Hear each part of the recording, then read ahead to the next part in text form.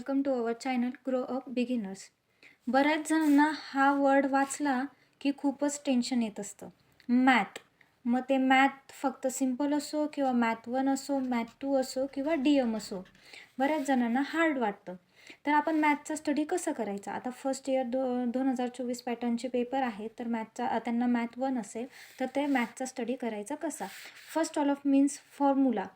कोणत्याही थेरमचे किंवा मग कोणत्याही जी कन्सेप्ट असेल त्याच्या आधी आपण फॉर्म्युले लर्न केले पाहिजे. आणि फॉर्म्युलानंतर आपण ते जे व्हॅल्यू पुटिंग असते त्या फॉर्म्युल्यामध्ये, की कोणती व्हॅल्यू कुठे पुट करायची, कोणती व्हॅल्यू कुठे पुट केल्याने हे ॲन्सर भेटेल. आणि ते किलोमीटर वगैरे जे काही युनिट्स असतील, काही काही कन्सेप्टला ते युनिट द्यायचे. तर मग मॅथमध्ये असा क्वेश्चन दिसला की आपण आधीच पॅनिक होऊन जातो आणि असं वाटतं की हा क्वेश्चन मला येतच नाही, याचं फायनल ॲन्सर माझं बरोबर राहणार नाही. तर तसं काही नसतं. आपण जेव्हा एक्झाम्पल सॉल्व करायचा प्रयत्न करतो त्यालासुद्धा मार्क्स असतात. तर क्वेश्चन असेल तर तो क्वेश्चन अटेम्प्ट करायचा आहे आणि त्या क्वेश्चनमध्ये फर्स्टली फॉर्म्युला आपल्याला लिहायचा आहे. त्याच्यानंतर व्हॅल्यू पुटिंग करायची आहे. फॉर्म्युल्याला मार्क्स असतात, व्हॅल्यू पुटिंगला मार्क्स असतात आणि सॉल्विंग स्टेप्सलासुद्धा मार्क्स असतात आणि फायनल ॲन्सरलासुद्धा मार्क्स असतात. हे असं मिळून त्या क्वेश्चनचा ॲन्सर त्याला 5 मार्क्स आपल्याला देतात ते. आणि सपोज जर आपला फॉर्म्युला चुकला तर इथं फॉर्म्युल्याचे फक्त 1 किंवा 1/2 मार्क्स कट होतील आणि फायनल ॲन्सर चुकलं तर 1/2 मार्क्स कट होतील. असे ते मार्क्स डिस्ट्रीब्यूट केलेले जातात. मग आपण पॅनिक व्हायचं नाही क्वेश्चन बघून. आपल्याला फॉर्म्युला आला तर फॉर्म्युला राईट करायचा, स्टेप्स राईट करायचे सॉल्विंगचे. फायनल ॲन्सर चुकलं तर पूर्ण रॉंग देत नाही, ते स्टेप्सला मार्क्स देतात.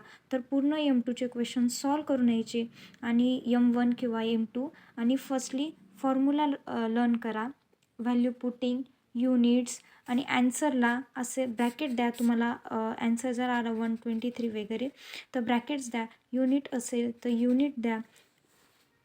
त्याच्याने तुम्हाला मॅथचा पेपर सोपा जाईल. आणि फर्स्टली कन्सेप्टने स्टडी करा. कन्सेप्टने स्टडी म्हणजे की आता क्वेश्चन 1ला ऑर पूर्ण क्वेश्चन 2 असतो. क्वेश्चन 1मध्ये A-B-C असतो, क्वेश्चन 2मध्ये A-B-C असतो. तर मग आपल्याला वरचे ABC किंवा खालचे ABC ह्या दोघांपैकी एकच कोणतं तरी सॉल्व करावं लागतं. तर मग मॅथ्सचा 2024 जो पॅटर्न आहे ते पॅटर्न फिक्स असतो की इथे रोल्स थेरमच राहील, त्याच्यानंतर इथे लॅग्रेंजेसच राहील, त्याच्यानंतर इथे दुसरी कन्सेप्ट असेल, इथे तिसरी कन्सेप्ट असेल, असं इथं फिक्स राहतं की याला ऑर हे राहतं. तर मग आपण पॅटर्न माहिती करून घ्यायचा मॅथचा की कशाला ऑर काय. आणि आपल्याला जर लॅग्रेंजेस अवघड जात असेल तर आपण फक्त याचा स्टडी करू. याचा एकदम प्रॉपर स्टडी करायचा, रोल्स थेरमचा वगैरे. तर मग प्रॉपर स्टडी केल्याने आपली कन्सेप्ट पण क्लिअर होते आणि जास्त कन्सेप्ट आपल्याला लक्षात ठेवायची गरज पडत नाही. कारण लॅग्रेंजेस आपण रोल्स पण करतो, लॅग्रेंजेस पण करतो. एवढे 2 करण्यापेक्षा आपण कन्सेप्टनेच क्वेश्चन 1चे जे 3 जे मेथड असतील त्या मेथड किंवा थेरम आपण लर्न करून घ्यायचे आणि त्याचेच क्वेश्चनचे ॲन्सरचं प्रॅक्टिस केली तर आपल्याला ते सोपं पडतं.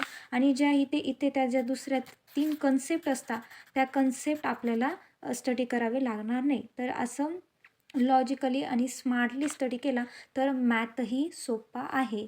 मॅथ अवघड नाही. थँक्यू.